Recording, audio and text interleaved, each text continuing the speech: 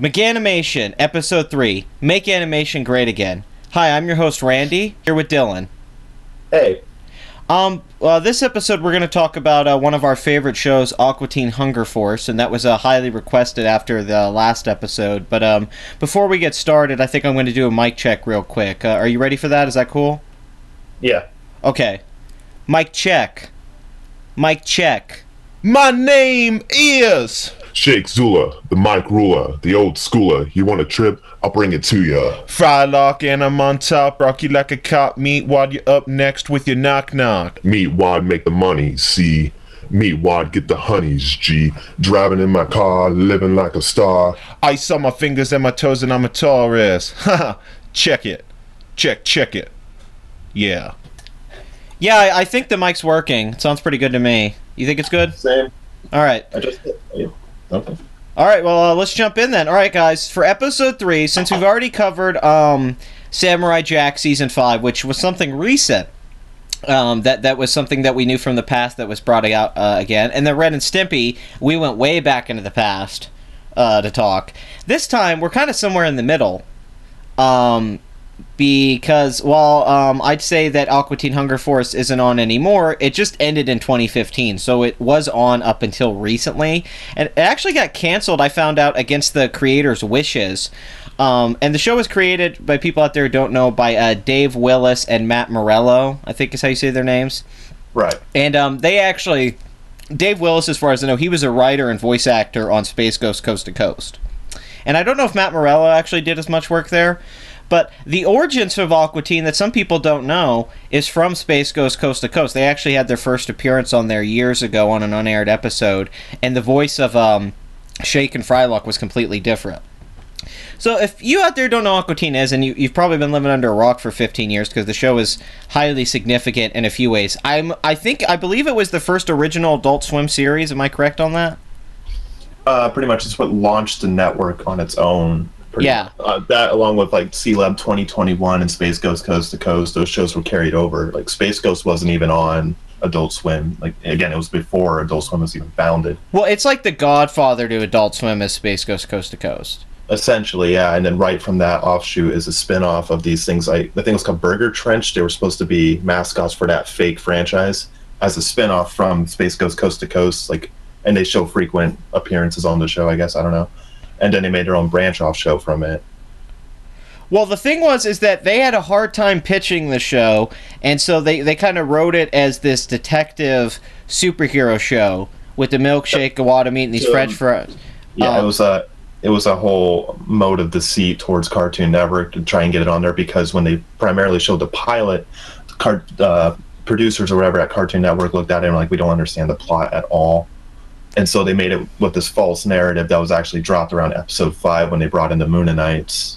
And two is the opening is even deceitful. The opening was made to trick the producers because it has a high production rap song. It has this me and Dylan have been talking about this for years because we're both huge Aqua Teen fans. I mean, I love that people suggested this show. I've been an Aqua Teen fan since it premiered. Since I was like 12. Yeah. Well, but you're not even a stoner and you feel like a pothead watching the show as a kid. Well, the thing is that MTV Animation kicked a lot of this off with Liquid Television, Beavis and Butthead, a lot of those shows. And then Cartoon Network finally caught on with it. They wanted to do adult animation, and Space Ghost they tried that as a late night talk show. And the whole thing with Space Ghost was that the talk show became secondary to this irreverent humor. The guests didn't even matter. So they took that sensibility and applied it to Aqua Teen, where they set up this premise that's very Scooby-Doo, a very terrific premise, that this fast food, that they basically get created by the scientist Dr. Weird, who appears in the early parts of the series. And he sends out like an evil villain, and they fight it early on. So that was basically how they pitched the show. But in reality, all of us know the show basically revolves around them hanging out at their house all day, not doing anything, and fucking with their neighbor Carl. And that became the show we loved, was the show where nothing really happened, even though anything could happen. Well, it was just more or less like they, from an interview that David Willis and Matt Morello had, it was Matt Morello, right? They were talking about, like, we have these guys sitting here in this apartment, and then we just throw a situation at them and let it unfold, and just try to make it funny for us. and that's like the idea. I never went beyond that. I wasn't trying to appeal to the fans, which I think was where a lot of the charm came from for Aqua Teen. Well, I think that it was completely... Well, what I love about Aqua Teen Hunger Force, because we're going to get into it now, the review part, because I want to give you guys a little background that it was actually tough to get the show made, because the show was on for years. It was the longest-running show on Adult Swim. It was a hit. It defied all the odds. And I'll tell you why. Aqua Teen really stands out to me up there with Frisky Dingo or The Venture Brothers as one of Adult Swim's finest shows. It's because all of the sensibility of humor that we know from Adult Swim or the animation, what we think about when we think Adult Swim, that 15-minute structure, the craziness, that sensibility that I think really transferred to the internet and meme humor, the origins of a lot of it, I think were finited down to their purest form in Aqua Teen Hunger Force. It is the definitive Adult Swim sitcom. It's just 3 animated characters that couldn't exist outside of the realm of animation. It's really cheap animation. It only cost $60K an episode. They did it on like Adobe computer. Funny. Yeah, they did it on like Adobe. Yeah. It's just funny. It's like it's one of those shows that can only work with animation. Like you can't really make a live action, and they kind of showed that. Yeah, totally. Their own show. I mean, and you can see the influence of Aqua Teen Hunger Force too. I mean, because around that time, like they said, David Willis from their interview from Vice magazine said, like, well, we didn't know what we were doing back then when we were making this show back in '97 and whatnot. But the people from C Lab 2021 didn't know either, so we felt good about it. You know, they all knew each other, and they're all just making these shows. So you can see the influence carry over into a lot of the shows, especially all the way to Brendan Small's Metalocalypse. I agree. I mean, the same type of animations carry through. And also, like, the music and whatnot, Matt Morello and David Willis were both musicians and loved rock and roll and whatnot as well. And when they changed the intros and whatnot for the show several times from, like, one of its many different name changes, like, they did make a lot of music for it and stuff. So it's like you can see that influence of music, and these guys are just, like, a random stoner dudes just hanging out, even if they're not pot smokers, but you know what I mean, like just having a weird sense of humor. And it was said Matt Morello brought in a lot of the horror aspect to the show, and brought David more into that kind of mindset. And like later on, when they get into weird situations, like the Harry bus. Yes. Well, also the thing that bringing up the music thing, I would say that I look at every season like an album, and every episode is a track list to an album. Right. Because if you look at the episodes kind of like a song, that it's supposed to hit you with these emotional beats without necessarily it having to make sense logically, Aqua Teen completely works, because Aqua Teen's basically 15 minutes of setup for like a last 2 minutes of punchline, really, most of the time. A lot of crazy setup, but it's almost got this comedy of errors aspect to it, where there's so many things going on every episode, be it with Carl or Meatwad or the subplot, and it's something crazy. It could be a ghost, it could be a monster, it could be a robot, and then it all connects together, usually to the very end, into... I mean, just right when the credits cut, it's the right moment to end. I give them a lot of credit that they may have structured and paced the show perfectly, and I think more than anything, they set the template for the other Adult Swim shows and how you structure a show like this. Well, the way that they did their jokes in the show alone, I mean, they did it in the form of some type of Deus Ex Machina, which I believe is called a non sequitur or something, in which the joke leading up to it, you have all these elements working together, and then you betray all those elements and make something completely random happen just for the sake of being random. Whereas the Deus Ex would change the whole plot line, this just changes the random joke and makes it pointless. Like the word non sequitur comes from Latin to mean doesn't even go with. And I think a lot of their humor came from that, where a lot of people are just drawn into these plot lines and whatnot, like The Simpsons, and they watch Aqua Teen that has none of that, and it was accessible to people who were tired of that same facade of beginning, middle, and end. It was just random crap, and it was funny. You make a good point. It's anti-convention. It's anti-Simpsons or King of the Hill or those I hate shows. to say it, but it's anti-conformist in a way. Yeah, you're right. Popular ways of writing. I hate using that word, but term, but it's kind of true in a way that it just betrayed every aspect of what a storytelling would be. Because in their own words, the creators of the show, they said narrative's overrated.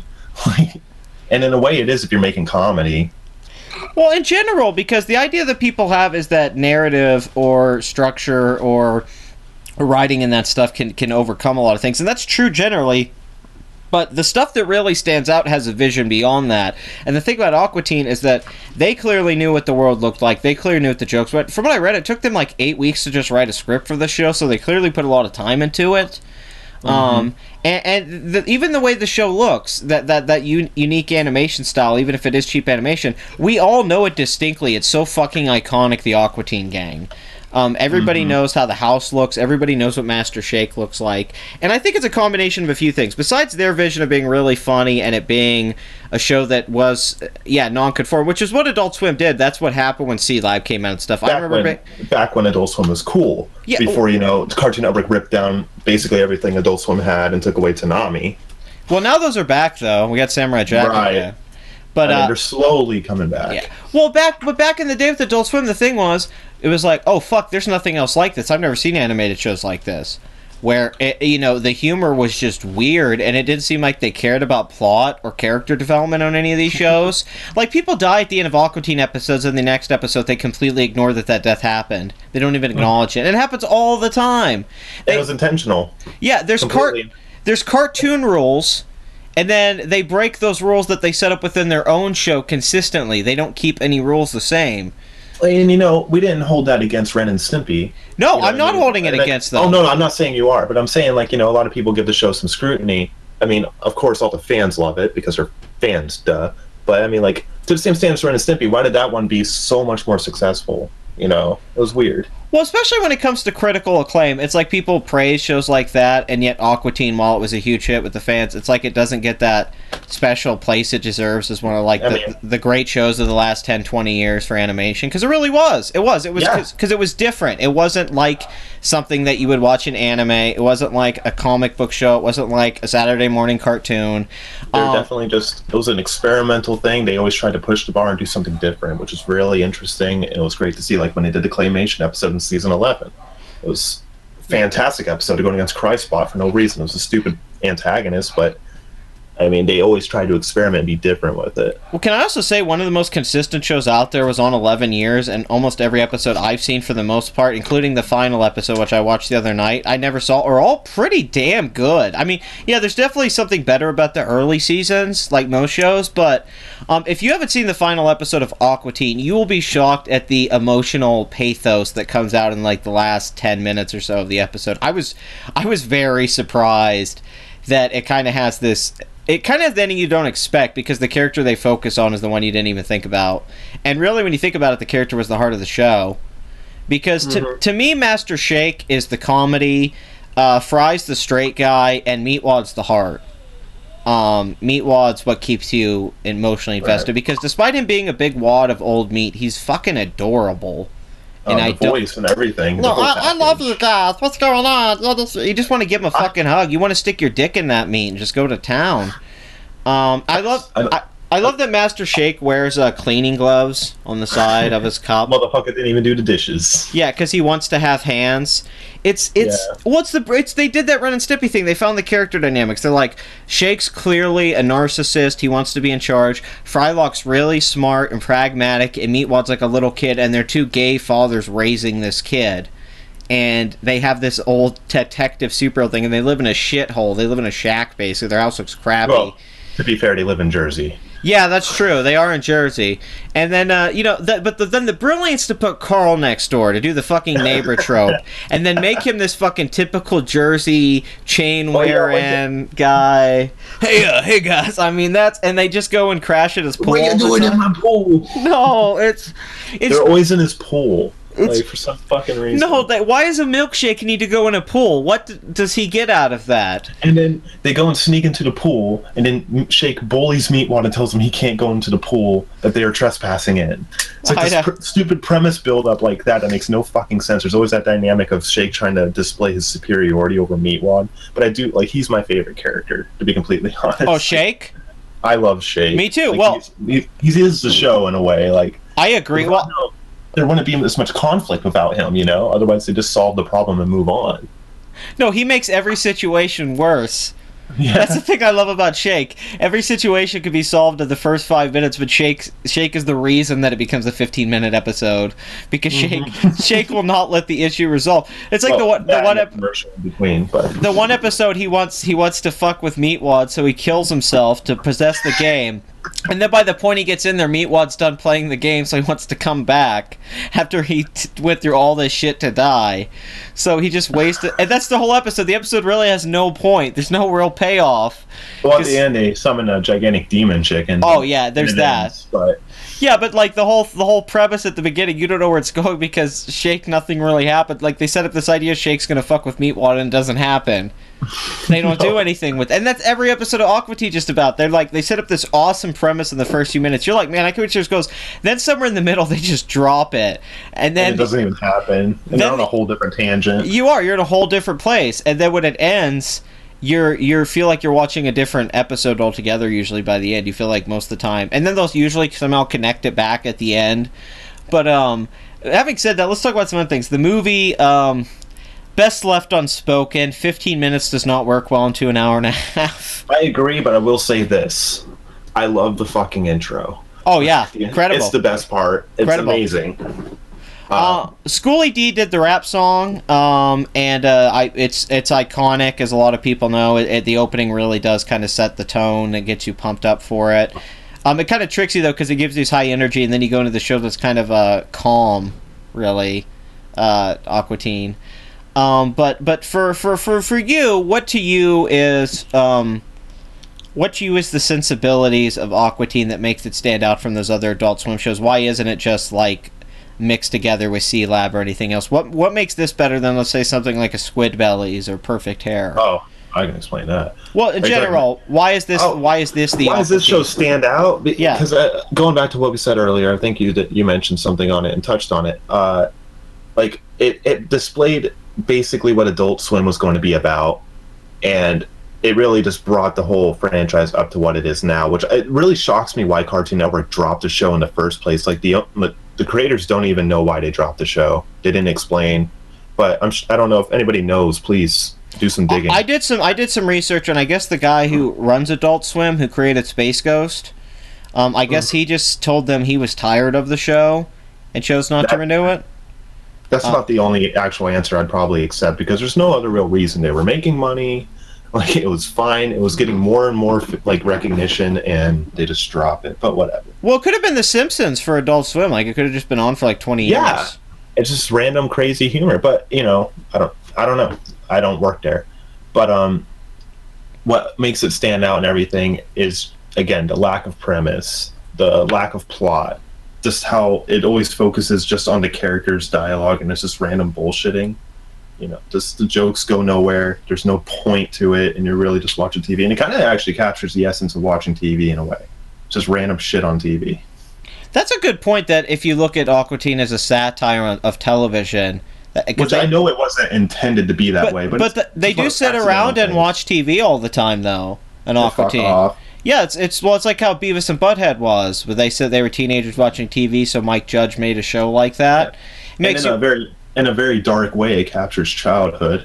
Like you get bored of playing video games, you can go outside. Well, it makes you think with Aqua Teen. Aqua Teen, is this like the stoner's imagination of the boredom in his house when he's sitting around just hanging out? And they tapped into a certain sensibility from a 90s, 2000s type of person, a certain generation, a certain type of humor, and they perfected it. They somehow... I don't know how those two did it. They really found all the... I mean, because a lot of the people who worked at Adult Swim, they created those great characters like Brack, and we got the Brack Show. And just so many... They took all these old Hanna-Barbera cartoons and then modernized them brilliantly. And just Adult Swim as a whole. And then Adult Swim was like, hey, let's do that Hanna-Barbera style animation, updated, and really that Hanna-Barbera sensibility, that relaxation you feel when you watch The Simpsons, when you watch the Flintstones or Scooby-Doo. But then with something like Aqua Teen, they said, okay, but let's make it for adults, and let's take away the idea that Fred has to learn a lesson at the end. There is no lesson to be learned at the end. That is something I'd like to see, like basically an adult abridged version of Scooby-Doo. Oh, me too. I'm sure it exists. I have to dig on the internet, but I'll find it. Well, Aqua Teen goes for what's funniest or weirdest in the scene always over what makes the most sense. And I respect that, because that takes a lot of bravery, because that can really suck. That could backfire. You can tell that they were just in a position where the show was doing well, and whatever they did just worked. And they set that up for themselves, I think, by just premiering it that way. I And I think they already had the audience carried over from Space Ghost, which they followed because, you know, cult classic fans always follow no matter what, which is not a bad thing. Well, they knew what their product was. They knew what it was. Right. They hadn't realized. Who it was going to. Yeah. And also the idea, and I really respect this, it's not even, in not an offensive way or a condescending way, but not like thinking of the fans. Don't think of the fans. Just make what's funny to you. Make what's something that you would laugh at. And then everyone else would just, if they like it, you know? Well, not everyone's going to like you. Not everyone's going to like you or what you do, but they had such a unique sense of humor and such a unique style that it found that kind of audience like we are, that here we are 15, 16 years later. I mean, you still love it. I mean, I think still 18 years, but yeah. And I still love Aqua Teen. Spanning almost 2 decades. I mean, and here's the thing I could say about the show, especially if you love the idea of metal, if you love the idea of rock and roll, not like really being into it, but if you love the concept of it, it is one of the most metal, badass rock and roll shows of all time, in my opinion. I think that pretty much Aqua Teen is 100%. Honestly, that metal sensibility that kind of transferred through the Adult Swim shows that even led to Metalocalypse, it's in Aqua Teen. In a lot of ways. Without even trying. Yeah, the inception of it is this idea of like this metalhead, white trash, Americana, stoner type sensibility that really that other cartoon shows weren't willing to do. Like Adult Swim was willing to show you shitty white trash humor. They weren't afraid of it, and they weren't afraid to do animation of it, and animation and stuff that's like kind of Squidbillies. Yeah. And Aqua Teen, it's funny, as much as it gets gross and weird, it almost never grosses or weird me out. There's almost like a cuteness to it that kind of overcomes that issue a lot of the time. Even though Meatwad's kids look fucking horrifying at the end. Yeah. That exposed bladder is cheeky. Yeah. That's just keen. But it's funny with Dave and Matt. I hate that they didn't want the show to end, but hopefully they move on to. They've worked on all sorts of things. They've been busy for 20-something years. I think Matt Morera is now working on 12 Ounce Mouse, unless that's canceled or still going. I don't know. I haven't looked into it. I heard it's good, and then I heard it's bad. So I don't know. But I think David Willis worked on some episodes of Squidbillies, or he created it. Something. I don't care much for Squidbillies. I don't either. I hate to say it. I mean, but whatever. But I really love the dense mythology of Aqua Teen. If you actually watch a lot of it, there's actually a lot of things in there to pick up on. The emotional pathos, and of course the fucking crazy humor. This is the stoner show. All right, man. So you want to wrap this up? Yeah, let's get this on here. Okay, do you have any last thing to say about Aqua Teen Hunger Force? Do you have it? Because, this might be the only time we talk about it. We spent 20 minutes talking about it. We gave people a lot of information, but I want to know why you like it so much. Oh, we've already talked about why I liked it. I'll just give it a summarization, if you will. Like, just the bizarre, random, horrific, cheeky humor. And it's, I don't know, it helped me waste so much of my time that I loved what to waste. Well, also you as a guy, and just knowing you as a close friend, the way that you draw and the way that your humor is and the way you act in person. I mean, the show's very much. You are Master Shake. I mean, totes. I've hung out with this guy in real life and had to be Frylock many times. Please. We both. There were situations where we both had to be Frylock. Yeah, no, and one where I was Meatwad. Remember how to get my keys back from that guy? Well, the problem is sometimes we're both Master Shake, and then it's really bad. Oh yeah. And then we need a Carl to come in and save us or something. Enough about us. But why do you like the show? Yeah, why do you like Aqua Teen? Because I'm interested in the comments because a lot of people requested this, and I'm interested because unlike the first 2 episodes, I really did have a hard time articulating a lot of things about this because it's very hard to explain Aqua Teen Hunger Force. It really is just what it is. Well, if you try to explain it, you're kind of defeating the purpose of it. It's not intended to be an intellectual type comedy show. Whenever you add intellectualism to it, it just becomes freaking stupid. Yeah, it's hard to analyze it. Like, we can look into Ren and Stimp. Yeah. But because that one had a more general idea of what the show was supposed to be. Aqua Teen was just supposed to be random jokes and humor. And that's what they accomplished. They did it, And whenever anybody tries to apply some type of mythological sense of it or sensibility or plot line to it, they just sound like a fucking idiot, to be honest. Yeah, the more that we passionate about that. The more that we try to give it an analysis or break it down, we're like Samurai Jack, we have the depth, and the Ren and Stimpy, we have all these sensibilities. With this, it's like you can't talk about this with kind of being all over the place because Aqua Teen's all over the place. Yeah, talking about Aqua Teen, like you just said, we're kind of defeating the purpose of Aqua Teen Hunger Force by having this fucking review. So we should kind of end it. Yeah, that's a fair point. The best thing we could do is say just go watch Aqua Teen. We gave you some information you may have not known. We gave our little bit of review there, but my best recommendation is just sit down and watch Aqua Teen Hunger Force. Watch a lot of it, too. Watch, like... Honestly, I think you gotta watch, like, 12 episodes to get a good sense of it, really. Or 11 seasons. Yeah, just feel it out. And honestly, it's a great use of your time, and it's fun. I highly recommend it. I still think it's one of the best shows Adult Swim ever did.